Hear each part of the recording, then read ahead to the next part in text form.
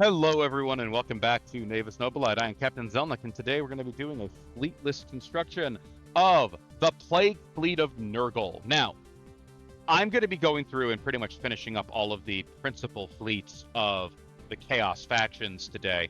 And I wanted to start with Nurgle because Nurgle's fleet is an interesting one. One, it is the first one that had an actual mini for its special super ship, the Terminus S.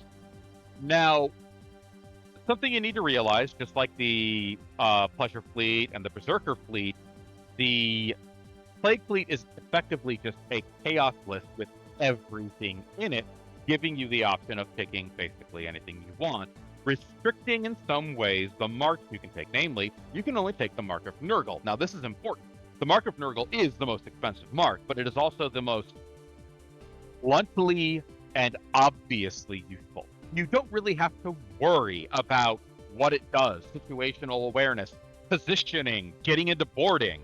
It's just there. It just gives you one additional damage.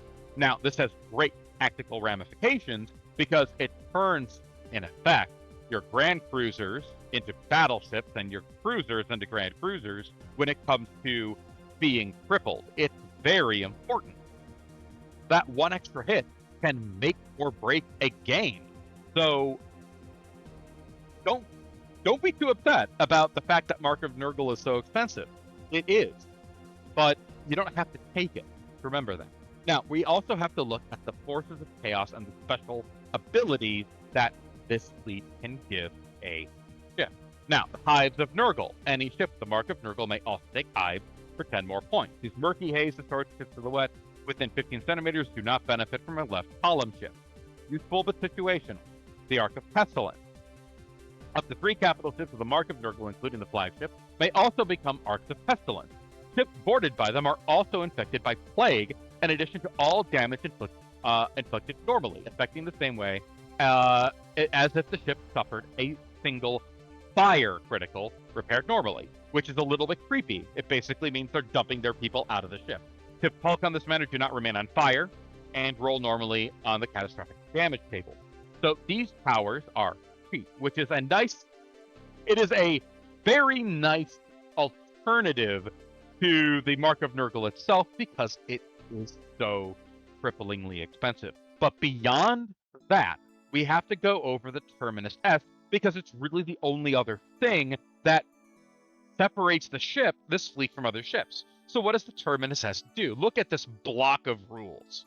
Obviously, you can only take one. Cannot use special. Here we go. It has a Mark of Nurgle straight up. It has Chaos Lord, must be on it. It has ooh, this is a typo here. Thousand Suns? I don't think they're on the Terminus test. That's Death Guard, baby. I'm gonna have to let them know that. But it comes with Space Marines as part of its point cost. Why it's so expensive. It has launch capacity 9, which is 6. But it has also the Miasma of Pestilence. Lots of blahing. It replaces the ship's turrets and works exactly the same way as turrets against attack craft, but has no effect against torpedoes. The miasma is so thick that it obscures the scope shape. So, in effect, with this, if you're within 15 centimeters, does not benefit from the left column ship. And that's it. It's actually a bad thing. Well, that sucks. But you get the benefit of it being... Excuse me. You have the benefit of having such incredibly huge launch capacity. Also, you cannot take it with any Thousand Suns vessels, aka anything with the Mark of Zenith, unless Abaddon is leading the fleet. So, in the end, what we have is a pretty standard chaos list that this just has the opportunity to be tougher. It can be much harder to kill ships in this fleet. So what we should be doing is taking note of what ships could be getting these benefits. Okay? What are the ships that tend to be easy and a readily and available target? Well, nominally, it's going to be your battleships and your Grand Cruisers. So, ultimately, because of this freedom of the Mark of Nurgle, you effectively can just build a super tough nasty fleet of boarding ships. And why don't we do that? Why don't we build a boarding fleet with the Mark of Nurgle? So obviously, I'm going to be using our favorite ship, the Slaughter, because it's the fastest ship at 165 points. I'm going to take 4 of them, okay? And I'm going to give them all the Mark of Nurgle, which is disgusting, but hey. Let's see, that's 140. Like, let's see, 35. 1, 2, 3. Oops. 4. So expensive, very expensive. Just making sure I have all of the right hands. So now we're going to give them the Miasma of Pestilence. Okay? So the Arc of Pestilence, because we want them to also get fires. Arc of Pestilence is 5 points a pop. That's 20.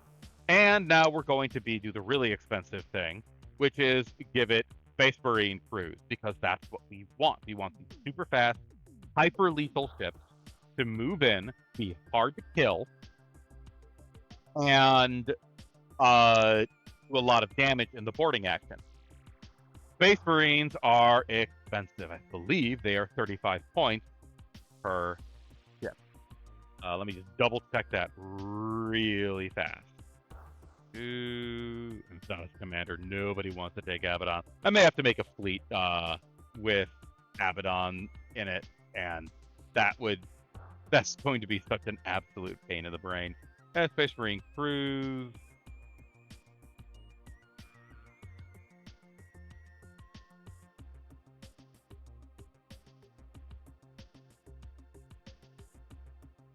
And I believe Space Marine.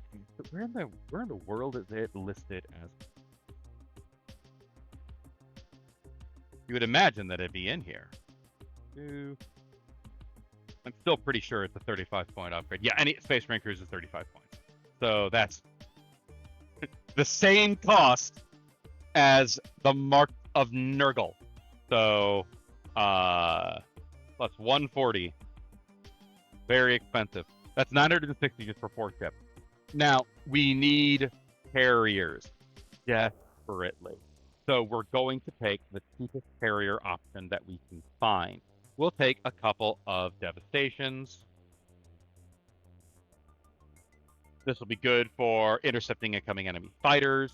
This will be good for assault boats in general. We are sitting at 180 points remaining. We have to take a War Master. That's going to be 100 of the points right there. We have 60 points to spend. We must be given a reroll. Let's give him a reroll. Why not? And we are sitting at 1465. Let's give another one of those ships Space Marines. It doesn't have the Mark of Nurgle, but that doesn't really matter that much.